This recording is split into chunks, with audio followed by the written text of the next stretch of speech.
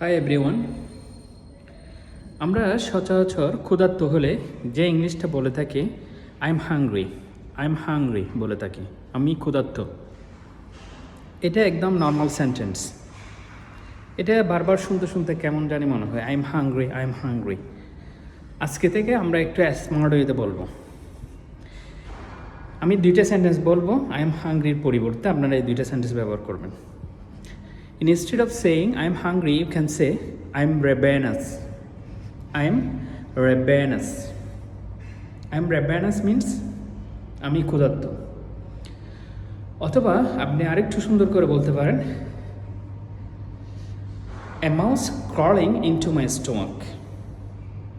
এটার মানে হচ্ছে আপনার পাকস্থলী থেকে ইঁদুর ক্রল করতেছে না, এটার মানে হচ্ছে আমরা বলি না ক্ষুধার জ্বালায় পেট চুঁচো করে, এটাকে ইংলিশে বলে a mouse crawling into my stomach, মানে আমি খুবই ক্ষুধার্ত। তাহলে এই যে আই এম হাংরি না বলে আজকে থেকে আমরা কী বলবো, স্মার্ট ইংলিশ বলবো।